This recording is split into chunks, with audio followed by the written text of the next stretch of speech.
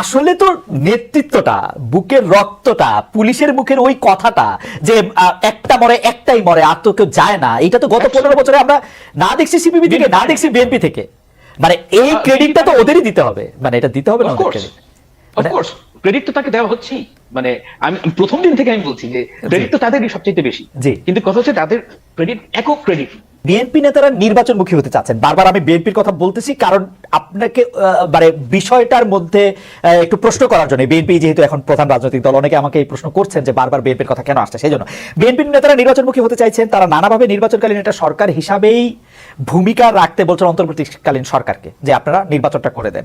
তো নির্বাচন কেন্দ্রিক সংস্কারের বাইরে আর বাকি যে যে রাষ্ট্রের সংস্কারের কথা আমরা ভেবেছি বা বলেছি, তাইলে কি সেগুলি বিএনপি চায় না? আমরা কি বিএনপিকে একটা আওয়ামী লীগের মতো সরকার হিসেবেই পাবো?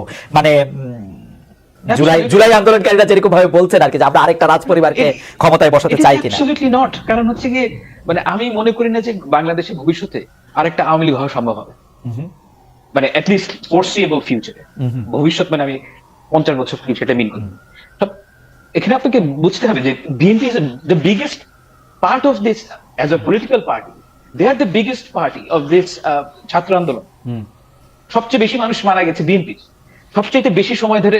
মানে ছাত্র আন্দোলনের কথা যদি বলেন শুধু জুলাই আগস্ট, কিন্তু গত 15 বছর ধরে সবচেয়ে বেশি যারা কষ্ট করেছিল ছাত্র দলের ছেলেরা, যুব দলের ছেলে না, এবং সব মানে সেগুলি কি কাউন্টেড হবে ফাহাম? মানে সেগুলি তো প্রত্যেকটা ব্যর্থতার ইতিহাস।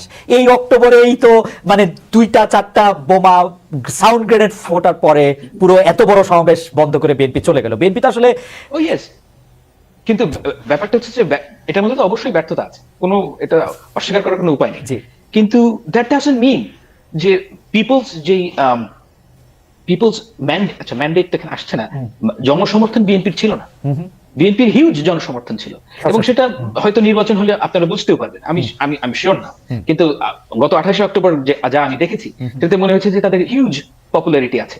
তো কথা হচ্ছে যে তারা তো ফ্যাসিস্ট, তারা আগেও তো কখনো এই রাস্তায় ওঠেনি, আওয়ামী লীগের রাস্তায়, এবং তারা তো প্রতিবার বলছে যে আমরা তাদের, আপনি যদি 31 দফা দেখেন এবং তারা যেই সংবিধানের যেই পরিবর্তন চান, সেটা কিন্তু অ্যাকচুয়ালি খুব ভালো।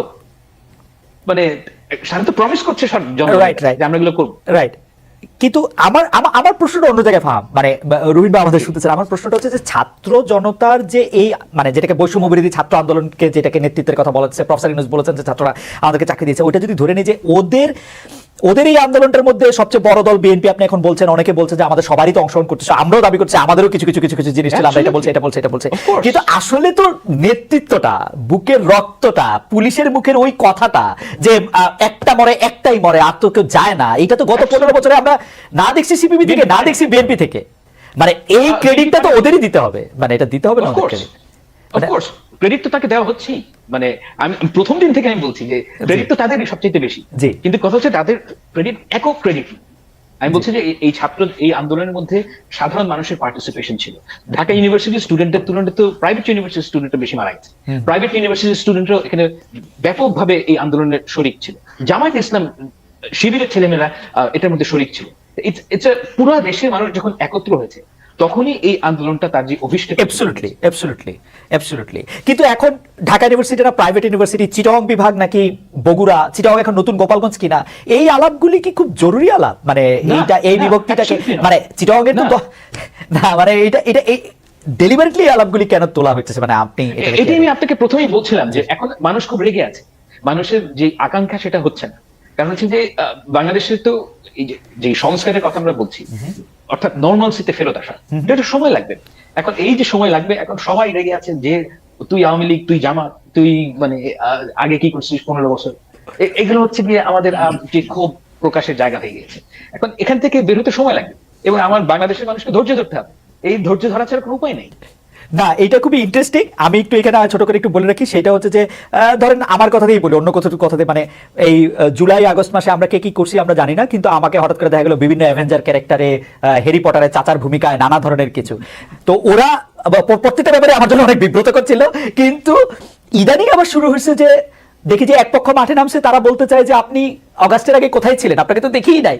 তো এখন এই মাঠে কারা, ওই মাঠে কোন লোক, আমার এটাতে খুবই কনফিউজ লাগে। এবং আপনি নিশ্চয়ই এটা আপনি অনেক বেশি জনপ্রিয়, আপনি নিশ্চয়ই এটা আরো অনেক বেশি ফেস করেন। যাই হোক, এটা একটু বলে রাখলাম আর